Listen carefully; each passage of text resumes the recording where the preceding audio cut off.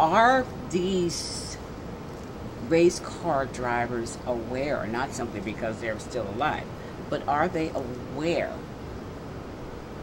that when they are doing that, that they are appreciating a higher the force? capacity of energy and of life and of what ancient people called God? Are they? Do they have that awareness? But I think that that's how you appreciate, and that's how you praise. I think that's an example certainly of they how have, you praise. They have an awareness that you and I do not have, for sure, because Yeah. they're the ones who are driving that vehicle. But you've got an awareness of something, right? Yeah. But when you are aware, are you aware of a nature that you are in cooperation with? Are you aware of an order that you did not make, right? Mm-hmm. That you are now in compliance with it, that you are now responding to. Everything that we do that is good happens because we are in compliance with a scheme of things that is beyond our own crafting. Like the law of physics.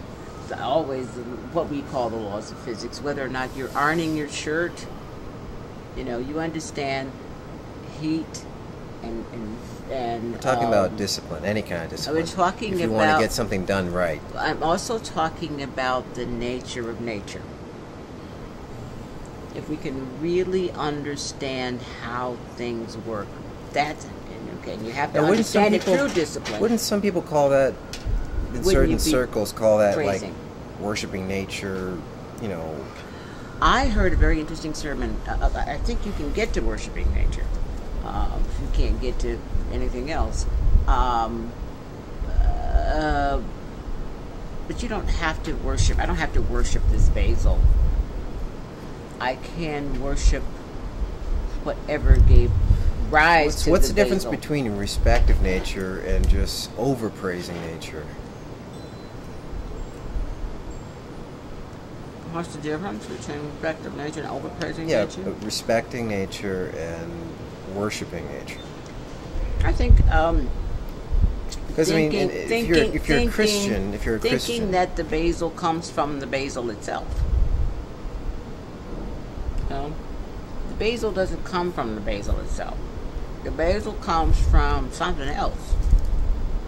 And then you have to do this teleological appreciation, because whatever it came from something else, right? And it is that mysterious backstory that keeps us in a state of wonder and appreciation that we can really only appreciate when we are in compliance with it, when we take care of the basil. You see, you're not.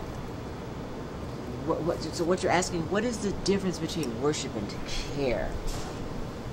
You see, what's the difference between worship and care? Probably a very fine line, but if you understand that everything is part of something bigger that we couldn't make or pay for ourselves if we tried, when you get that,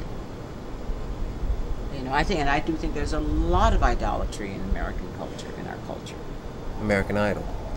Well, I think those are just some words, but I think idolatry is when you really praise the money, and we celebrate people as if their money is, has the meaning and it has made and secured them.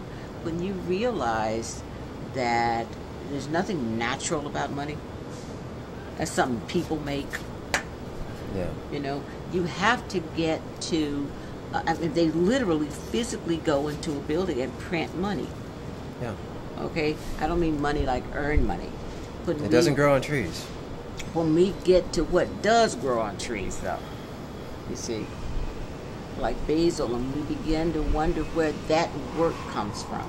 and how that work is done, I think then we know the difference between what should be glorified and what shouldn't be. That's what I'm kind of thinking. Until next time. Yeah, sort of. Don't get me like doing all this to my hair. Until next time. Until next time. Are you aware of how tight your face is? Anything else you want to say? No. It's starting to cool off. Will it take a long time to load this?